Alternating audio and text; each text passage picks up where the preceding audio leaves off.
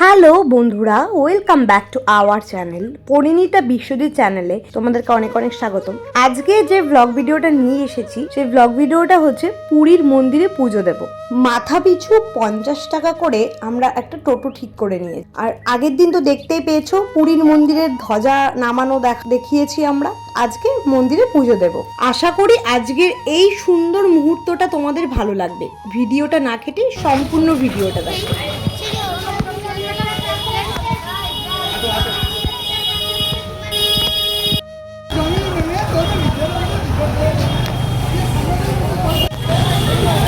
মন্দিরের সামনে চলে এসেছি, একদম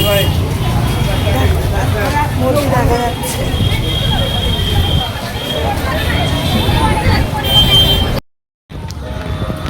দূর থেকে এই বিরল দৃশ্য তোমরা দর্শন করো। এই যে জগন্নাথ দেবের মুখটা দূর থেকে দেখতে পাচ্ছ, এটা কিন্তু বিরল দৃশ্য। জগন্নাথ দেব গেটের সামনে দাঁড়িয়ে আছে। এর কিন্তু একটা বিশাল বড় পৌরাণিক কাহিনী আছে, সেই গল্প তোমাদের অন্য সময় বলবো। যেই ঘটনা অলৌকিক ঘটনা। এখন পুজো দিয়ে এসেছি। ওই মুহূর্তে আমার গলার অবস্থা খারাপ হওয়াতে তোমাদের যেই কথাটা আমি বলতে পারিনি, সেই কথাটা হলো আমরা একটা পান্ডা ঠিক করেছিলাম, সবাই মিলে পয়সা দিয়ে পুজো দেব।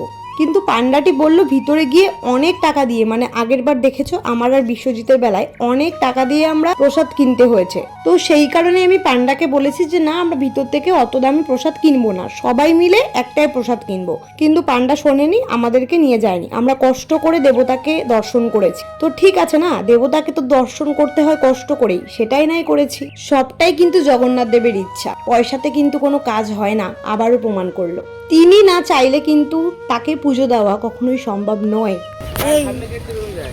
এই যে দুজনা বিপদ করেছে।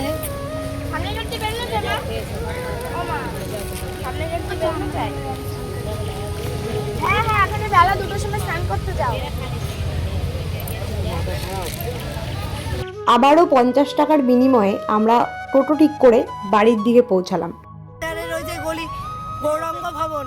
বন্ধুরা, আজকের আমার এই ব্লগ ভিডিও তোমাদের কেমন লাগলো তা কিন্তু কমেন্ট করে জানাতে ভুলবে না। চ্যানেলটা প্রচুর শেয়ার করো অ্যান্ড সাবস্ক্রাইব করো। পরবর্তী ভিডিওতে দেখা হচ্ছে।